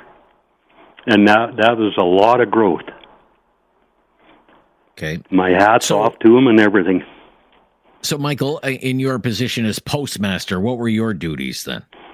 Okay, well, supervise both the RSMC union that just happened to come in then. They were coming in with Cup W and stuff like that. Right. Yeah, and it used to be just we'd negotiate the price on routes and the growth and stuff. Okay. On how many points a call and everything. And but along with all that, I've never seen a mismanaged corporation. I've seen it all. And right, you've seen it up close. Okay, so okay. What are some examples? What would be some examples of mismanagement at Canada Post, in your opinion, Michael? Okay, I would have to go out and do route audits, financial audits on these post offices and everything to make sure nobody was ripping off Canada Post and stuff. And I would be out on route audits and stuff, and it was up to me to do these audits and stuff and negotiate a price and stuff like that. And then I'd send my paperwork to Red Deer, Alberta, and they would claim all that glory, all 75 of the buggers, and claim all that glory. And when it was my work that I did. Okay. And I think all those management people should be restructured, and a lot of them should be fired on the spot. It's not management, it's who you know, what you know. My friend is, there's a job opening. They don't know nothing. Terribly run, just terrible. Terribly run, okay. And top heavy by the sounds of things. You're saying heavy. And I don't know, when I started it was a president. There was a president of Canada Post. Now there's CEOs and everything that it's just terrible. They don't know what they're doing. They don't know the public. They don't know how to serve the public. Most of them don't even know what a price of a stamp is. All right. Look, Michael, very interesting. I'm glad you could jump on the line today. Give us some real historical perspective there about the operations at Canada Post. Look, Jerry and Joe, hang on the line. We'll get to you right after this, though. You'll have to stop, but you'll get on the line before the top of the hour. 1-833-668-2577. Talkback on News Radio. Something on your mind you want everyone to know? Call now. Hello. 1-833-668-2577. It's Talkback on Now You Know with Rob Snow. On Canada Post, let's go to Jerry. You're up next, Jerry. You're on the air. What's your opinion here, Jerry? Good afternoon. How are you? I'm good, Jerry. Thanks. Well, I was just going to quickly start on Americans moving to Canada. I mean, nobody seems to be happy. We're this mass exodus of Canadians leaving Canada. Everybody seems to be leaving where they originated from, but always remind people the grass isn't always greener on the other side, because weeds are green too, and they stay green a whole lot longer. Okay. That's good advice, Jerry. Yeah, good. Good. Yeah. But to go with the Canada Post, it's kind of hard to follow a postmaster. But tough act to follow, eh? Yeah. It is. Definitely, they should have some pretty good insight. But when you ask the question, is Canada Post broken? I think it's blatantly obvious when you've got a corporation that's lost $750 million last year, projected to lose $1 billion this year. Any private company, the shareholders would be asking for the CEO's head on a platter and say, what's going on here? But I mean, I know somebody that works for Canada Post, and maybe this situation is a bit of an anomaly, but they are, a letter carrier. They've been with the organization for quite some time, so I'm sure they've fit into a really good route.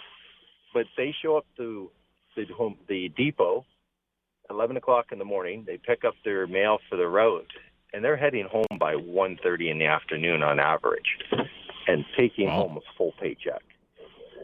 Wow. So, they're working like a 2.5. You're saying that guy is working a 2.5 hour day? 2.5 to 3 hour day every day, and taking home a full paycheck, according to what they tell me. Wow. I don't know how rare that is, but certainly I think this corporation needs to be gutted top to bottom. Like one of the previous callers said, do an audit. Like this organization, this corporation, unfortunately it's Crown. And I guess the question would be to ask is, when's the last time, if ever, Canada Post made money, or at least broke even? I should research that and find that question out for myself. But have they ever made money? Have they ever broken even? Or have they, Crown corporations just seem to, unfortunately, it seems to be okay to lose money.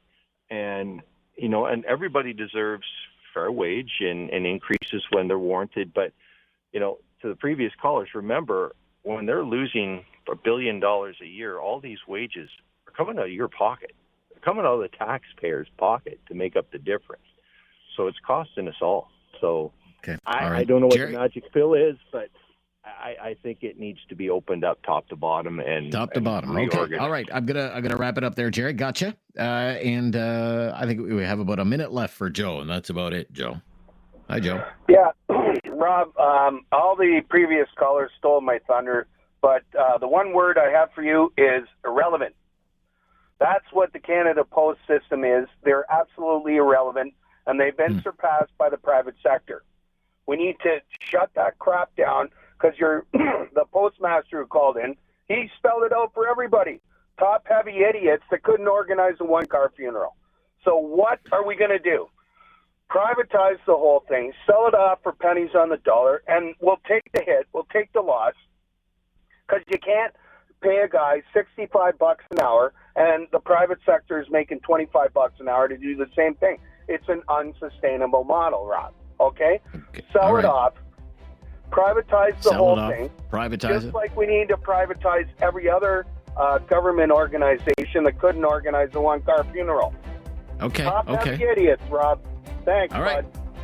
Thank you, Joe.